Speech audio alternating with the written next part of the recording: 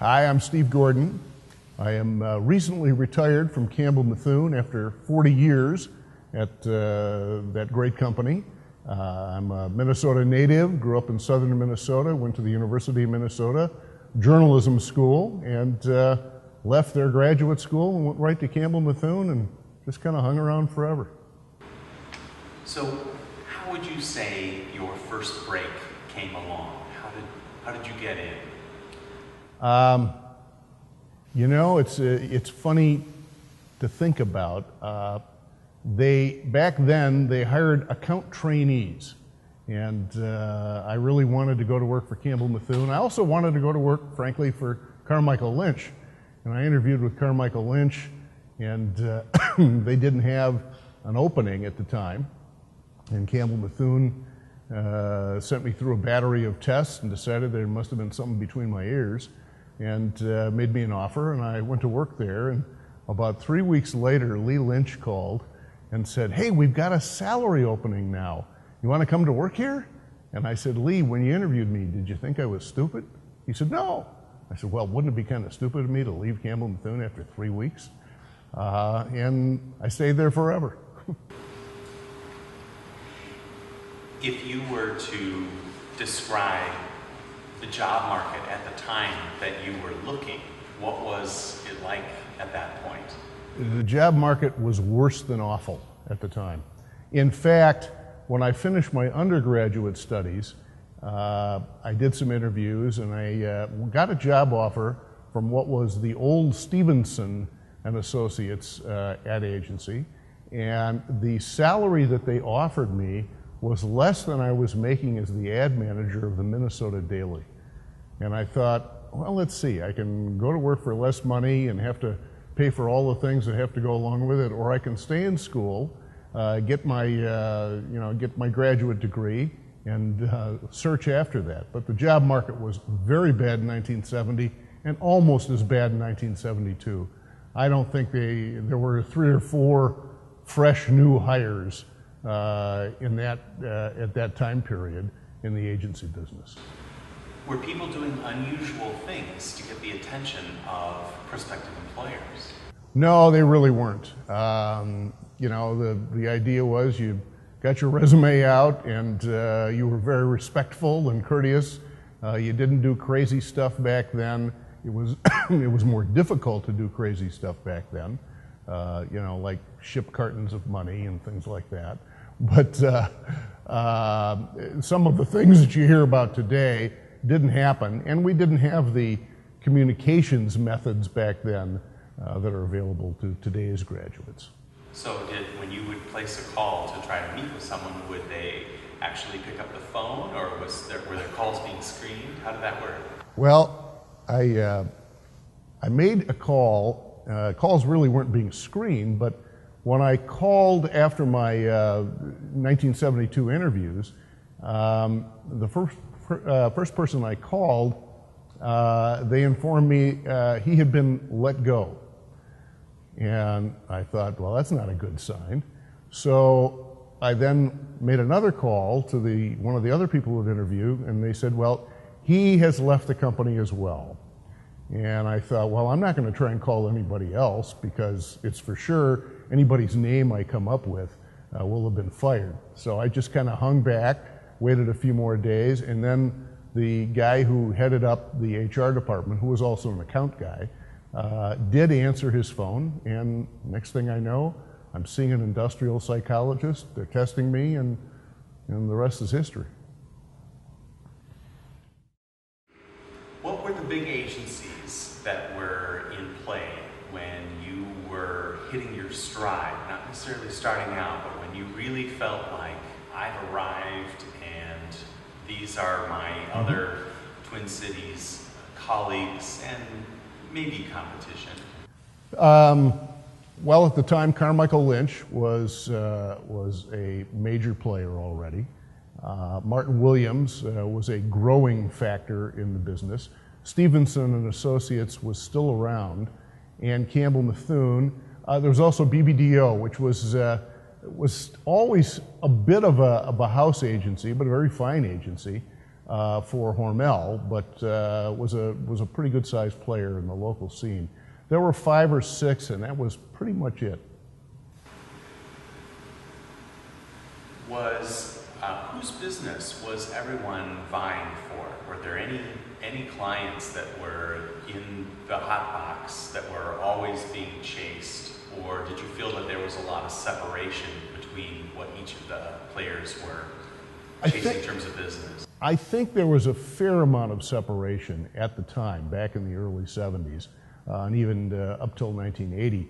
Campbell Mithun had already become a large player with General Mills and continues to be. And Fallon hadn't really started. Carmichael Lynch handled a lot of local and regional accounts and a lot of what you might call gas and oil accounts. They had Arctic Cat and Harley Davidson, and so we had different areas of expertise. Campbell Mithun really had the largest packaged goods practice. So, any slogans that you can remember for either a famous product or client that you worked on? Well, my first assignment was the Northwest Airlines account, and back then it was Northwest Orient Airlines, and while Buster Keaton wasn't there anymore, or on the television, it was Northwest Orient Gong Airlines. I still have a little gong and mallets in my home office that the ad manager, Brian Moon, gave me, and it's in a place of prominence. And our Chicago office, while I didn't work on it, our Chicago office came up with the incredible edible egg, which I think is still around.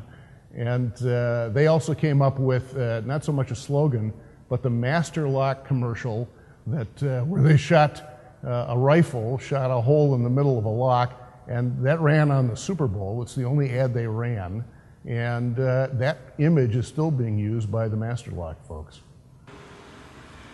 What was the craziest product you were asked to help pitch for? Boy, the craziest product. You know, we're going to have to come back to that one. Well, on a similar vein, what would be one of the most unusual objects that made its way into the office? Most unusual objects that made its way into the office. Probably the most unusual object was one of the first holograms was developed by one of our senior art directors, and he built with a hologram for Kohler a giant faucet, and when you walked up to it, you swore water was running out of that thing and down this way, and you would put your hand out, and of course there was nothing there, but you swore it was real water. I'm going to answer the previous question now. A friend of mine, a casual friend, called one day and said, "We need an agency here at American Medical Products, and I've known you for many years, and I have respect for you and your company. I'd like to talk to you about it." And I said, "Okay, what do you guys do? I really don't know anything about your company." He says, "Well, we make penile implants." And that may have been the only time in my career I was speechless. And after a few minutes, we decided maybe it would be better if he searched for someone with more expertise in the medical products field. Any marathon meetings that you can recall? Longest? I was in a meeting, and I won't name the client. It was actually a prospect, and it wasn't that long ago. It was maybe 10 years ago. That was scheduled to go an hour, and it went 6. And involved not only 6 hours of discussion and argument, but a phone argument between the president of the company and the CEO of the company. You know, the president was on by conference call, and they were yelling at each other about business issues, and I'm sitting there, and all I'm thinking is, where can I hide? So were there any spots that if you needed to get a little break or blow off steam, where would you go? You know, frankly, I was never that much of a steam blower offer. We used to run down to Buster's for lunch periodically, and every now and then after work, we'd go down to, I think it was called the Copper Hearth at the old North Star Inn down on the 7th floor.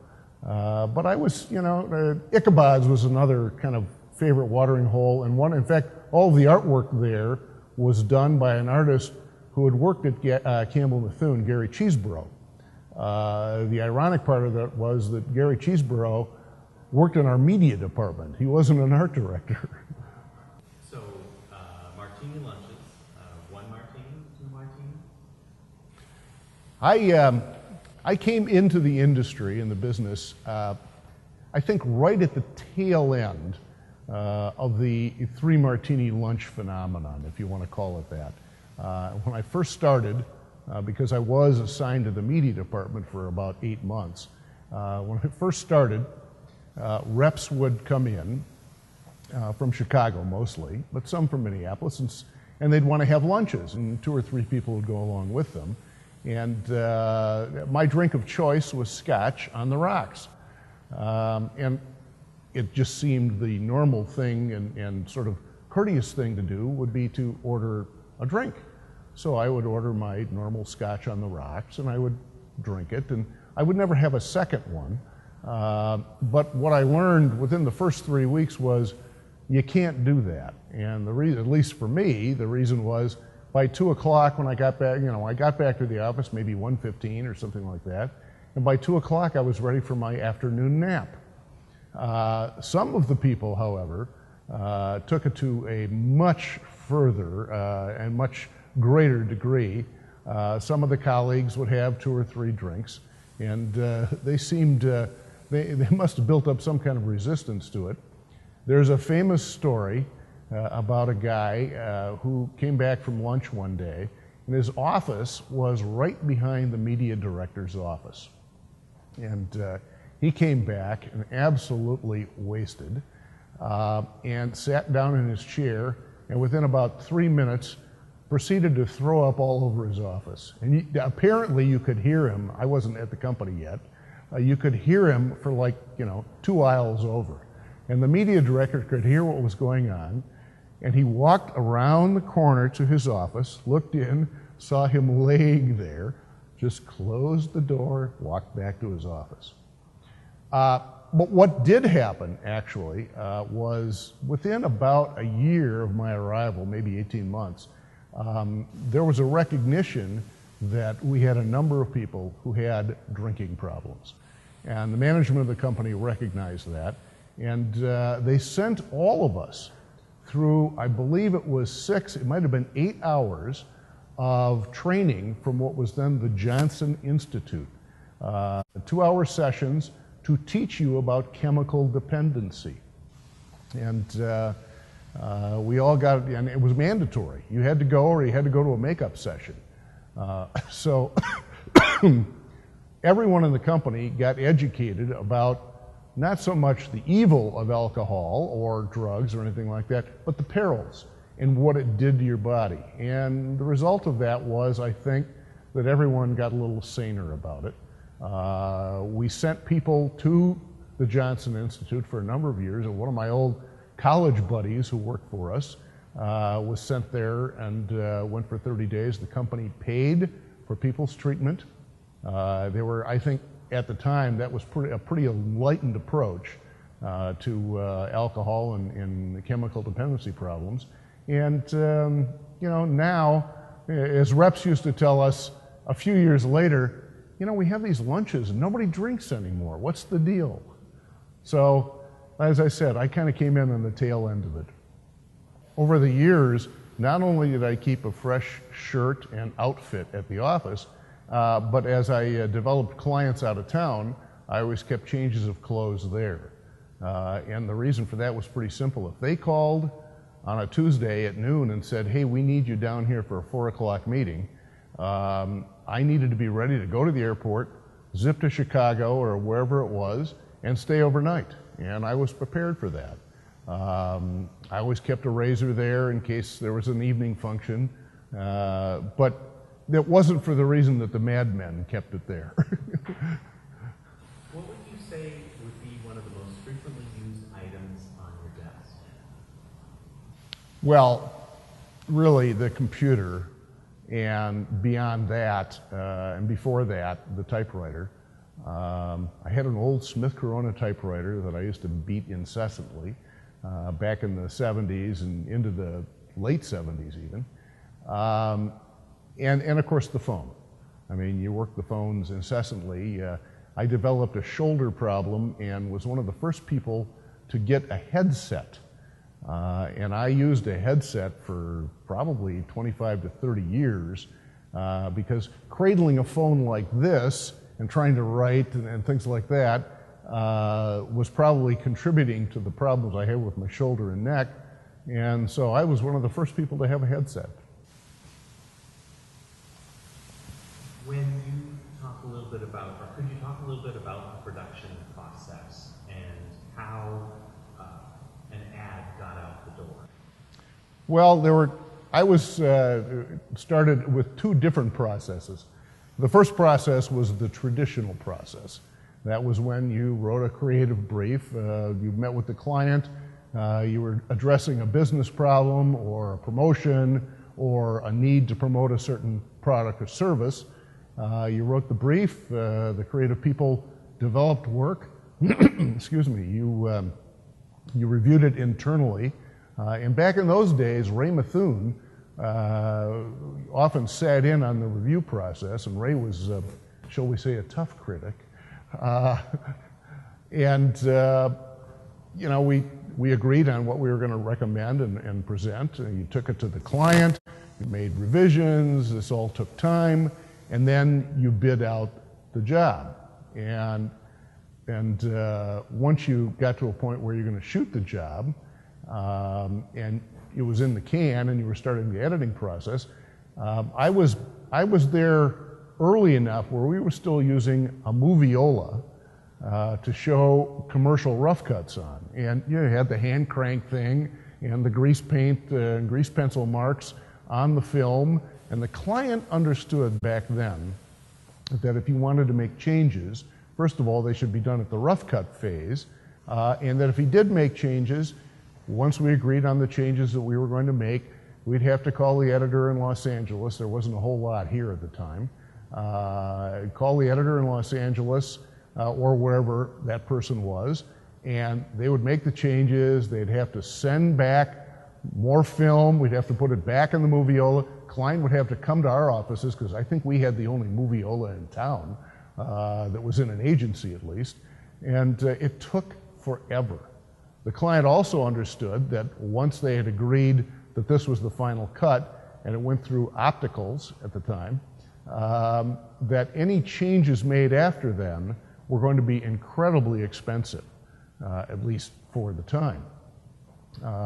That was one process. The other process that I was thinking about was the fact that I worked with a creative guy who lived about 2 blocks from me, and we became dear friends, spent lots of time together. His name was Stu Sherling, and Stu would show up in our doorway, he worked on the Northwest Airlines account, with an idea for a commercial. Forget that there wasn't a job order written or anything like that. He just had an idea for a commercial. Now, those ideas always involved Stu flying halfway around the world to Hong Kong or Tokyo or someplace like that to make this commercial or this sales film. And more often than not, he made it happen. And they always looked great, and the client loved him, but it was like, there's a commercial coming and we didn't even know we had a problem. So along those lines, I'm just curious, how many times did things have to get proofed or approved or signed off on before they actually went out the door? Well, back then, for print materials, we had actual mechanical key lines, and you had to take them out to the client because we didn't have fax machines or anything like that. And he had to, you know, there was a little stamp on the bottom, and he had to review it, and we had people who proofread. We had people who were paid as proofreaders, and you know, so there was an approval on the layout, and then when we got the artwork done and the type was set and the headline was set, he had to approve it at the time. As far as television broadcast materials went, it was a little less formal. You couldn't stamp it, but sometimes we'd go through 5 or 6 rounds of approvals because the vice president of advertising would want to get it approved, and then he'd have to show it to the vice president of sales, and then sometimes we would take it to the CEO. So, and that process could take weeks. Today, that same process happens, you know, over a 3 or 4 day period sometimes, and you get 2 rounds of changes during one day. And everything is done digitally, and it's sent, you know, okay, we're going to send you this, now let's get on a conference call and we'll take a look at it, and you look on your computer, we'll look on our computer. So travel for work, since you were working on the Northwest Orient, Northwest Airlines account, any fun trips that were business or business personal that you can recall? There were. The first trip I ever took on business, and I've been working in the account for about 1.5 years, the Northwest Airlines account. My boss came in on Friday night and said, hey, there's a chance we're going to need you to go to Hawaii on Tuesday for 2 weeks. He says, it's not for sure, but there's a chance. You know, so I went home, and, you know, my wife and I had been married maybe 4 or 5 years, and, you know, I didn't have any clean underwear, for God's sakes. So I had to kind of prepare for that, and sure enough, I came in Monday, and they said, you leave tomorrow at 11, and if your wife would like to join you there, because we need you there for 5 days, then we really don't need you there for 5 days, then we need you there for another 5 days. So my wife got some time off. I went. She joined me about 3 days later, and we had a nice second honeymoon as well as a successful business trip. I've had a number of memorable trips for production over the years, and probably the best one was a little over a week in Hong Kong shooting a commercial with Jackie Chan for Hefty. And that whole thing happened in about a 5-week period. All of a sudden, the CEO decides of the client company that he'd like to put Jackie Chan in the storyboard that he's approved, and we tracked Jackie down to the middle of India. He and his agent agreed to a deal, and the next thing we know, we're shooting a commercial in Hong Kong with Jackie Chan. What was working with Jackie Chan like? Jackie Chan was a prince. He really was a prince and a pro. He took us out for dinner the first night to he owns many restaurants in Hong Kong. He's a big hero in Hong Kong. I mean, we had dinner at his restaurant, and then he took us back to his condo because we were going to sing karaoke with him and have a few after-dinner drinks. And as we walked the 2 blocks to his condo, people thronged from everywhere. By the time we got to his condo, there must have been 250 people following us. He was a pro. Anybody who tells you he does his own stunts is a liar. He did a take that involved him falling, and when he got back up, he said, ooh, Mr. Lee, do that one next time. And sure enough, Mr. Lee, who from behind was Jackie Chan, stepped in and took the fall for Jackie. But he was a delight. He did stuff. He's got hand-eye coordination you can't believe, and he pulled off stunts that we couldn't believe that didn't involve him hurting himself, and he was great. When you got to a point where you felt like I have arrived in the advertising world, what kind of car were you driving or sporting around town? In 1980, and that was about the time when I thought, you know, I'm sort of on terra firma here. I think I was a senior vice president by that time, or pretty damn close. My old car went out. You know, we had 2 kids and not a lot of extra money laying around. And I found a 1972 Cadillac, which one of my colleagues immediately dubbed the sheet metal ranch.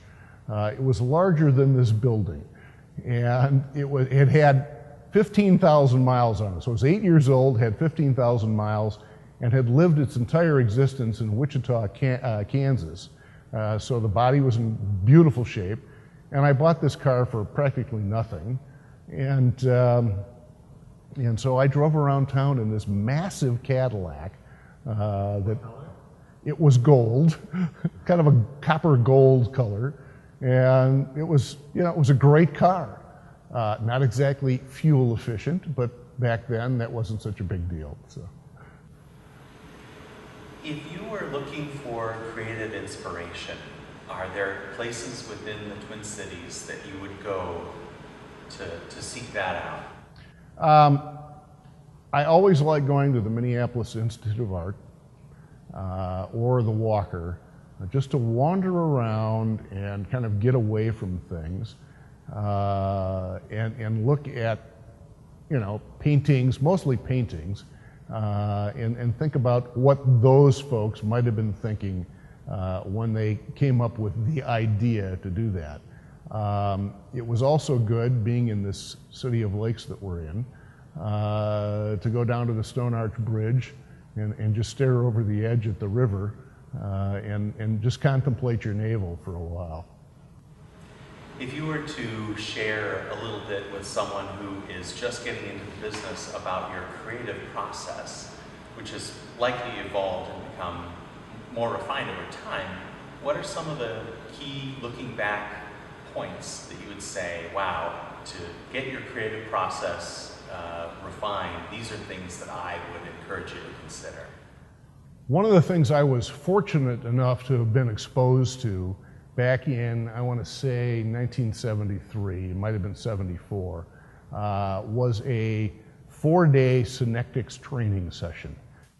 Synectics back then was a pretty well-known ideation process pioneered by a guy named William J.J. Gordon. He wrote a book called Synectics. I think he was in Boston or Cambridge. And the guy who ran one of our large accounts and was also in charge of the HR group, in fact, hired me, took a group of us to a hotel and stashed us there, for like 12 hours a day. We got to go home and sleep in our own beds, and trained us in the ideation process and how to think about problems and how to think about creative solutions to those problems. And if I were going to give anyone a recommendation, because I think it's something, the process of developing ideas is something that has been truncated so much that we don't get the opportunity to really sit around and think about solutions to problems and really creative solutions. So if you could get a good ideation training session or course under your belt, I think it would serve you well over the course of your career. Are there any other pieces of advice that you want to share with someone just entering the business, or maybe they've worked their first job and they're ready to look for their next job? Never play leapfrog with a unicorn. Seriously, you want to move around in terms of what you work on. Don't get stereotyped as a car guy or a food woman or cosmetics or beauty. You've got to build yourself a well-rounded career. And for today's account people and media people, you've got to really be comfortable with media and the various forms of media and media analytics. There are so many numbers today, and so many young people who come into the business really don't love working with numbers. And frankly, that's what the business is all about, analytics and making adjustments to what you've done on an ongoing basis. So get some training in that area. You know who Ben Hogan is? Okay. For his perspective on Jack Nicklaus's golf game. And he said, he is playing a game with which I am not familiar. And everybody looks at me and says, I get it, I understand. It has changed so radically in terms of how the business is done and what clients place value on and what they don't value. I was there during the really fun years. And when I say fun, not fun as in let's go out, have 3 martinis and let's have a party and whatever. It was exciting. It was, God, we made a difference.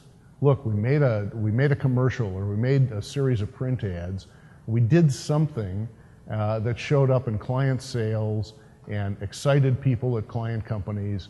And today it's, you know, it's just a totally different business. So I noticed that you had coffee in your hand earlier. Was coffee an important influence, either creatively or productively? Only on days that ended in Y.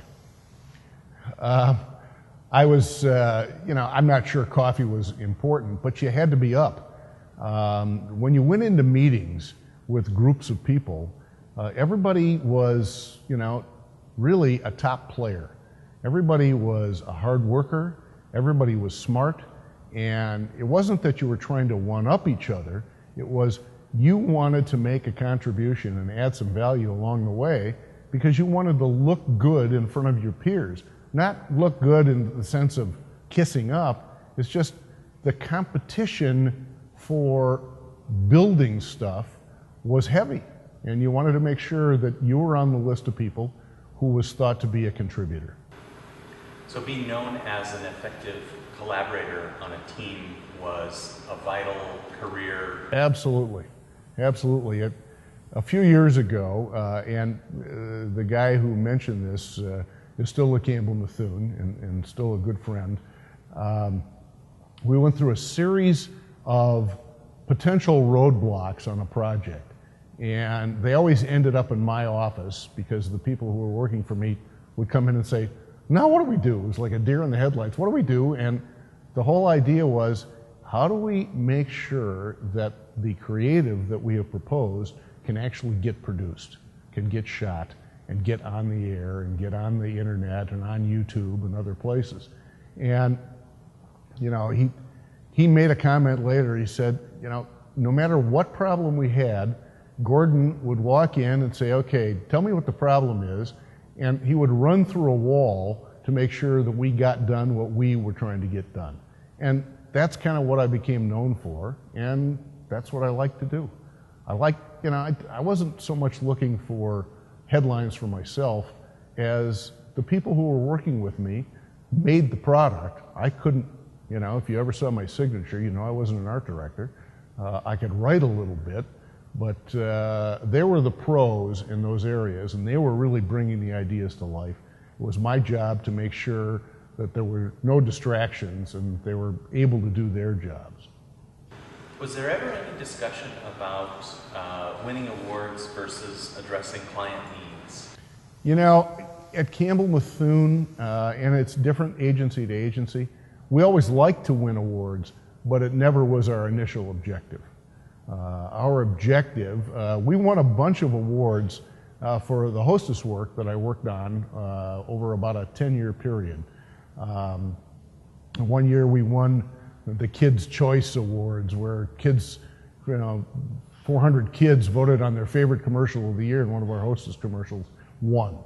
But that's not why we developed the work. We entered it later. In fact, those awards didn't exist when we started the process, but the objective was, here was a brand that had been, you know, sort of mistreated for many, many years, Hostess, and our job, once we got the business, was to bring it back to life, and we did.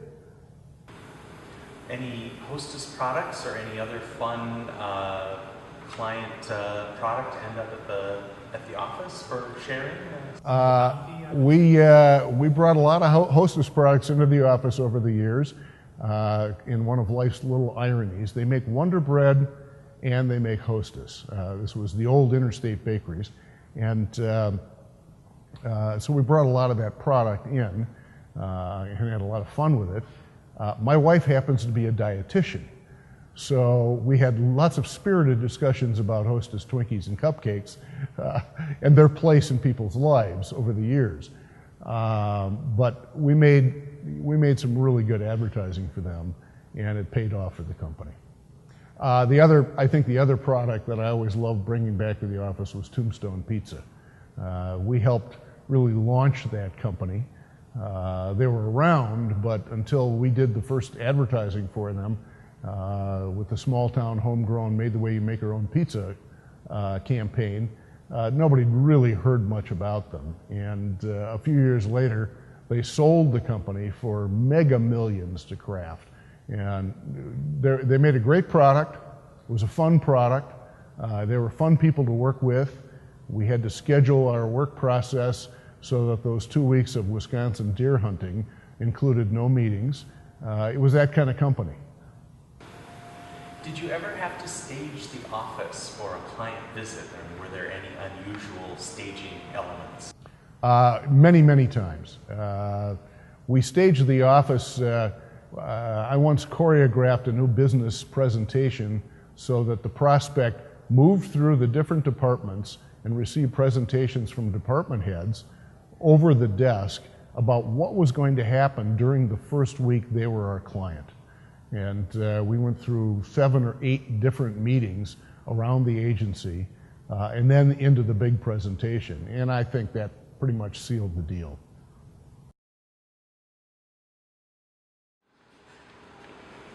Got a lot of good material. There's so much more I want to ask, but I want to make sure that we're on the right track. It's really awesome.